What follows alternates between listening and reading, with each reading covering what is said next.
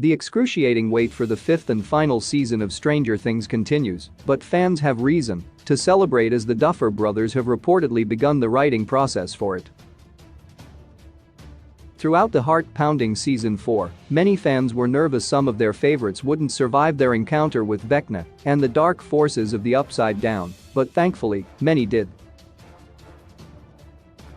A shining light within all the gloom and doom is Robin. Played by Maya Hawke, she catapulted to fan favorite status quickly in season 3 and hasn't left. People love her quirky, sarcastic, and bold personality, which is all best exemplified by these quotes.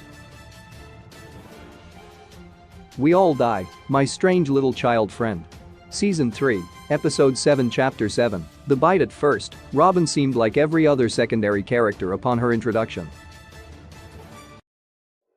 Many probably thought she was just going to be Steve's co-worker who would pop in to sass him periodically, but she quickly established herself as one of the main players, winning over audiences with her unique charm, vernacular, and how she treats her newfound friends.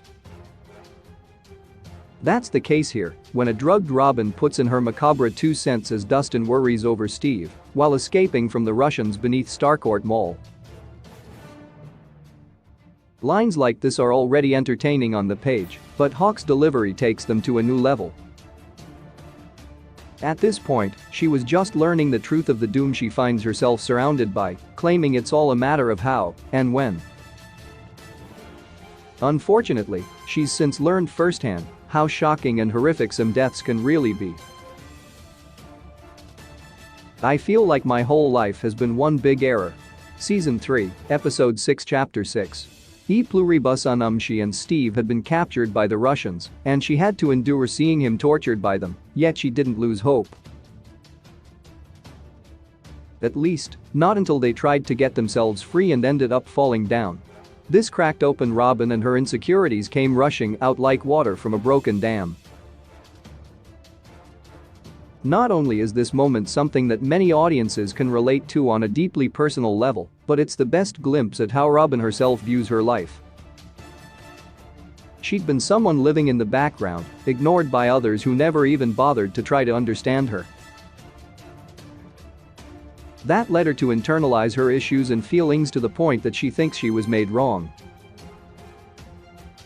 Tammy Thompson. "I wanted her to look at me." Season 3, Episode 7 Chapter 7, The Bite. The penultimate episode of Season 3 was groundbreaking for Robin as it revealed some of her deepest vulnerabilities, solidifying the character's hold on audiences' hearts. Throughout the season, it could be seen that she was being developed into Steve's new love interest after he and Nancy broke up. However, that was all dispelled when she came out to Steve as a lesbian. It was beautifully handled by the cast and creators, showcasing an incredibly consequential and vulnerable moment in a person's life, and many were probably nervous to see Steve's reaction. Thankfully, he embraced her and never looked back, making them best friends. This meant a lot to so many viewers, being able to see themselves even more readily in this show. Ooyay Are Yay Day. Season 3, Episode 2 Chapter 2, The Mall Rats. Along with her unique bits of wisdom, Robin also has some of the funniest one-liners. Frankly, her way with words is pure entertainment, especially compared to her castmates and their reactions to some of the things that come out of her mouth. Here she's enlisting herself to help Dustin and Steve decipher the strange messages they had discovered. It's a classic dig on Steve, continuing her trend of calling him a dingus when she says "you are dumb" in Pig Latin, and he believes it is Russian. In the end, she was right to insert herself into their business because she proved that her ears are little geniuses like she claimed. Of course, she didn't know the stakes of the situation, but that never stopped her from making a quippy comment. Not everything has a happy ending. Season 4, Episode 8 Chapter 8, Pop of the show. In the dangers. Hawkins' face changed exponentially in Season 4 with the introduction of the series' main and best villain, Vecna. Robin had already been forced to deal with the terrifying monster that attacked Starcourt Mall, but this horror was something new and personal. She was already relatively mature beyond her years, but now she understood the stakes. This was the terrifying sentiment audiences had to deal with when starting up Volume 2 of Season 4, though that might be from the people involved, overhyping the carnage and death count. She was saying that compared to their upcoming war with Vecna, her unrequited crush on Vicky is unimportant and that she recognizes that not everyone is going to make it out alive. Ooh, I think I found our morning movie Dr. Zhivago. Season 4, Episode 2 Chapter 2, Vecna's curse. Robin and make for an unlikely pair, yet one of the best duos throughout all of Stranger Things. That's important to Robin's subplot in Season 4 especially, as she tries to build up the courage and ask out Vicky. While he's the highly desire heartthrob who has no idea what he wants, she is the insecure, shy girl who does, but won't act on those desires. Thus, she looks around the video store and finds the perfect film to encapsulate their dilemma, Dr. Zhivago. Not only is it a subtle and poignant moment, but it just shows how good taste Robin has in classic cinema. It's also a strange form of escapism, engaging with another story of doomed love so as to ignore her own. However, she and Vicky found themselves together at the end of the 4th season, clearly setting up something more for them in Season 5. Took me 6 months longer to walk than all the other babies. Season 4, Episode 4, Chapter 4, Dear Billy. One of Robin's best defining qualities is her reliability. She's proven herself time and time again that she's someone worth having as an ally for her wit and intuition.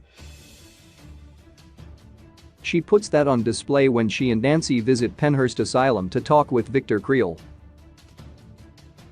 They are posing as college students, and Robin's passionately able to coerce the administration into letting them meet with Creel.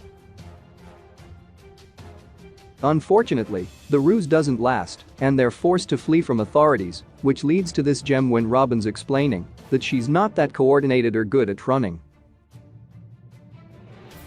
It's a funny quirk that sets Robin apart from the pack even more. We usually rely on this girl who has superpowers.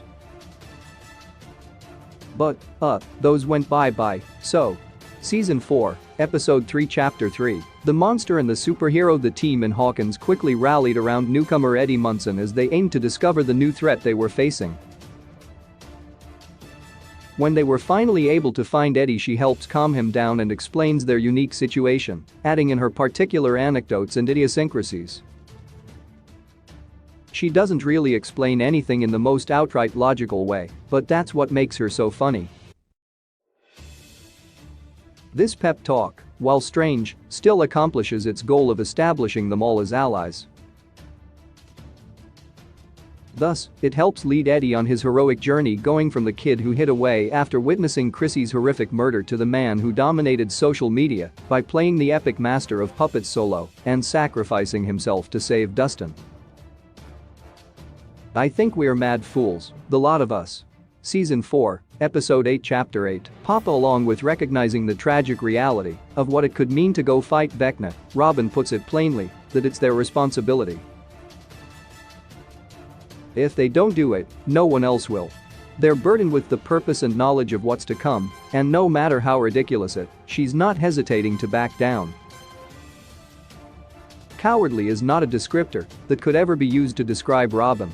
Though she obviously would like to be doing anything other than returning to the Upside Down to kill the devil, she's ready to do so.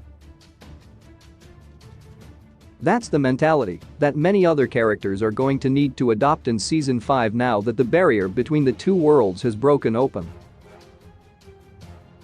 You think you're so smart, but a couple of kids who scoop ice cream for a living cracked your code in a day. Season 3, Episode 6 Chapter 6, E pluribus unum. Another perfect example of Robin's inherent bravery was when she talked back to the Russian enforcers interrogating them below Starcourt Mall.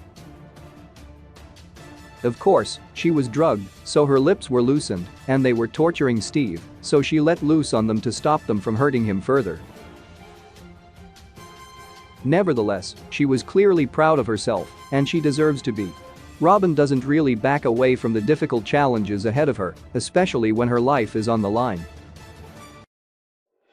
It's a great quality to have in a character, and while fans were likely nervous for her in this moment, it's a fun way for her to pat her own back, and Dustin came to their rescue shortly after that.